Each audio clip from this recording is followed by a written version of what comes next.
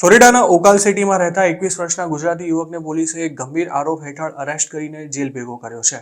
પ્રાપ્ત વિગતો અનુસાર આરોપી ઓમ પટેલ પોતાના સ્નેપચેટ એકાઉન્ટ દ્વારા ઢગલાબંધ ગંદા વિડીયોઝ સેન્ડ કરી રહ્યો હતો.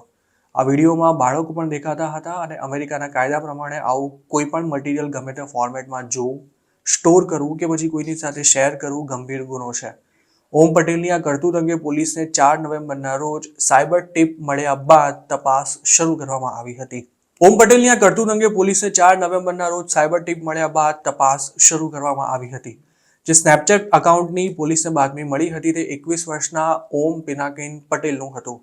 3 ડિસેમ્બરના રોજ ઓમ પટેલના સ્નેપચેટ એકાઉન્ટની તપાસ કરવા માટે સર્ચ વોરંટ ઇસ્યુ થયું હતું અને તેની તપાસ દરમિયાન તેણે જે પણ ગંદા વિડીયો સેન્ડ કર્યા હતા તે તમામની વિગતો પણ મળી આવી હતી.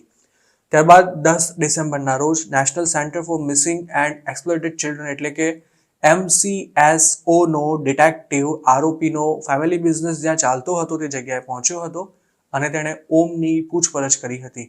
તેમાં આરોપીએ કબૂલ્યું હતું કે પોતે iPhone 16 Pro Max ધરાવે છે અને તેનું સ્નેપચેટ એકાઉન્ટ 2 મહિના પહેલા જ બેન કરી દેવાયું છે. ડિટેક્ટિવ સાથે વાત કરતા ઓમ પટેલે પોતાના સ્નેપચેટ એકાઉન્ટનું યુઝર નેમ પણ કન્ફર્મ કર્યું હતું જે પોલીસને મળેલી સાયબર ટીપ સાથે મેચ થયું હતું. આ સિવાય આરોપીએ એવી પણ કબૂલાત કરી હતી કે આ એકાઉન્ટ યુઝ કરનારો પોતે એકમાત્ર વ્યક્તિ છે.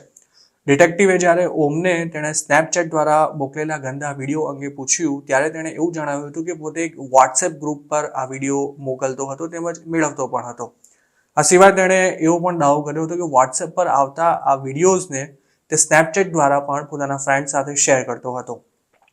ઓમની પૂછપરછ કરનારા ડિટેક્ટિવે પોતાના રિપોર્ટમાં એ વાતની પણ ખાસ નોંધ કરી હતી કે આરોપીએ જે વોટ્સએપ ગ્રુપની વાત કરી હતી તેમાં ડઝનબંધ ગંદા વિડીયોઝ હતા જેને યુઝર્સ સાથે શેર કરવામાં આવ્યા હતા. તેમના કેટલાક વિડીયોમાં બાળકો દેખાતા હોવાની કબૂલાત કરતા ઓમે એવું પણ જણાવ્યું હતું કે પોતે આ વિડીયોને ક્યારેય જોયા નથી.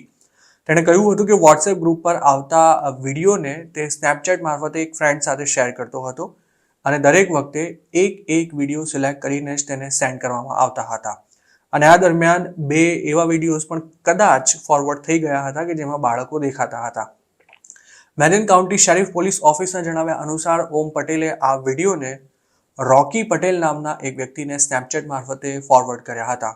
આ કેસના ડોક્યુમેન્ટ્સ અનુસાર ઓમ પટેલે ડિટેક્ટિવ દ્વારા કરાયેલી પૂછપરછમાં એવો દાવો કર્યો હતો કે તેનાથી જે ગંદા વિડીયોઝ ફોરવર્ડ થઈ ગયા છે તે અજાણતા જ થયા છે. 12 ડિસેમ્બર સુધીની માહિતી અનુસાર ઓમ પટેલને અરેસ્ટ કરી તેને મેરિયન કાઉન્ટી જેલમાં મોકલી આપવામાં આવ્યો હતો અને ત્યાં તેને કોઈ બોન્ડ વિના જ રાખવામાં આવ્યો હતો.